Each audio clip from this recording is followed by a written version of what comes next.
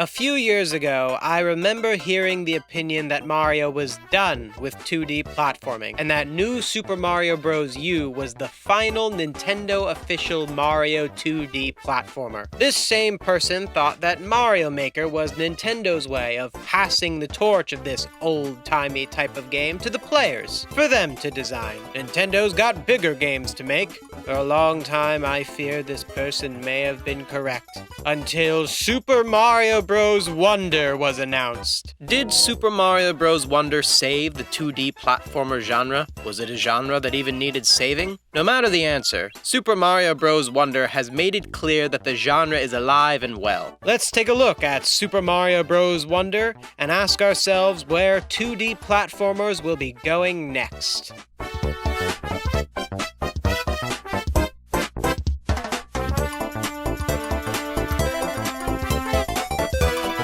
Are you enjoying the Game Cubicle? If you like what I do and want to see me do more of it, make sure to like, subscribe, and comment. Maybe if you leave me a good video idea, I'll do it and give you a little shout out. Also, make sure to check out Game Cubicle Live, where I post edited highlights of my live streams. Okay, back to the content. The 2D platformer is one of the simplest kinds of games. Unlike RPGs, there aren't all of these rules to learn. Unlike shooters, there aren't all of these weapons and controls to figure out. Unlike fighting games, there aren't all these different matchups and combos to memorize. No, a 2D platformer is at its core, run in and jump. You pop into a level and the objective is clear. Go to the right. What I like about 2D platformers is that they are fast-paced and don't require too much thinking. That doesn't mean that they are shallow by any means. Platformers are often associated with a lack of story, but I think that speaks to how gameplay-rich 2D platformers are. See, RPGs need more story and cutscenes to keep you engaged, but when it's run and jump, you don't need anything more than save the princess. Your first game was probably a 2D platformer. I know mine was. The SpongeBob movie game on the GBA. Ever noticed how many licensed games on SNES and GBA were 2D platformers? It's because they're accessible. But because 2D platformers are accessible means that people like to make them, well, easy. This in no way means that 2D platformers are inherently easy. They aren't. It's just that the biggest 2D platformers around market to kids because of its simplicity and accessibility. The 2D platformer was also the easiest kind of game to make on older hardware. Now, with game design engines like Unreal Engine out there, developers have more to choose from, and less game designers are choosing 2D platformers as was before. 2D platformers, like all other game genres,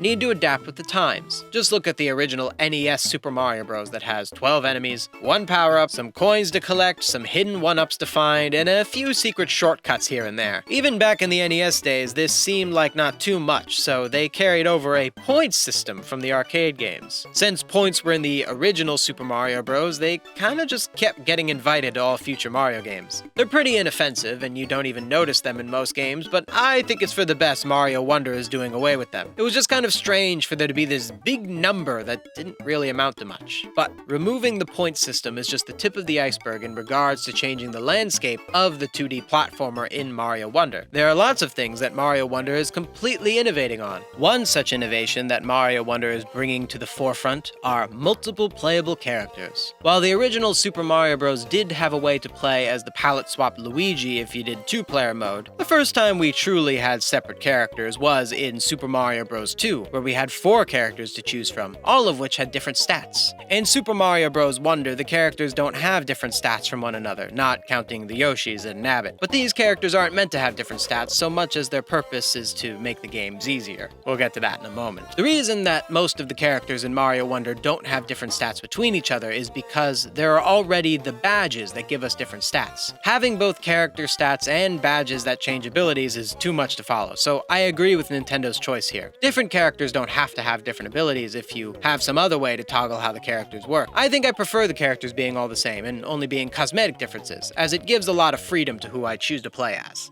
The characters who are different, being Yoshi and Nabbit, are different in a bad way, because they are easy mode characters. These characters being more than just palette swaps actively hurts them and makes me not want to choose them because they would make the game too easy. I don't know why Nintendo had to tie a whole character to easy mode instead of just making it something we can select if we've got young people playing with us. I just think there's a lot of disappointed Yoshi fans out there who won't be playing as their favorite dinosaur in Super Mario Bros. Wonder. And there's a lot of people who potentially could have been big Nabbit fans but are never going to select the character because they want an actual challenge. Collectibles and 2D platformers started to really pop off in the Donkey Kong Country sequels, and Mario started to flirt with collectibles with the star coins in New Super Mario Bros. In Super Mario Bros. Wonder, we keep the star coin concept with the big purple coins, but also get a new collectible in Wonder Seeds.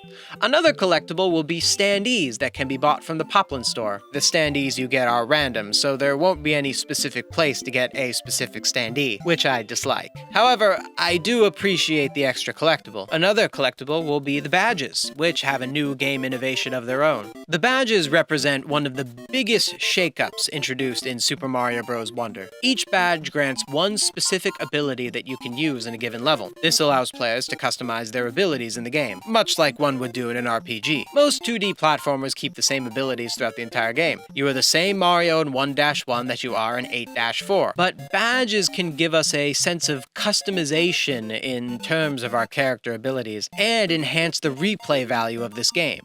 Could there be more to innovate on with the 2D platformer? Absolutely. We can have more distinct progression akin to an RPG where we gain more abilities throughout the game. We could have more open exploration, and the levels could be a bit longer. It doesn't need to be a Metroidvania type of game, although that would be pretty awesome with Mario. But everything in Super Mario Bros. Wonder, other than the Yoshi thing, are just perfect. Is Mario the only 2D platformer in existence? No. Have there been other 2D platformers since New Super Mario Bros. U? Absolutely. Was the genre dead? No. However, Mario is the largest gaming icon around, and his influence on the gaming landscape is still massive. By having Mario still embrace the 2D platformer, there will be a ripple effect throughout the gaming industry where people see that this is a type of game worth taking seriously. So thank you, Super Mario Bros. Wonder, for reinvigorating the game genre that started it all. So those are my thoughts. What do you think of my analysis? What was your first 2D platformer? Are you playing Super Mario Bros. Wonder? What do you think of it? Let me know in the comments below. If you like what I do and want to see me do more of it, make sure to like, subscribe, and comment. It really helps with the algorithm recommending my videos. Also, make sure to check out Game Cubicle Live, where I post edited highlights of my live streams. And if you're feeling particularly moved by what I've crafted for you today, consider subscribing to my Patreon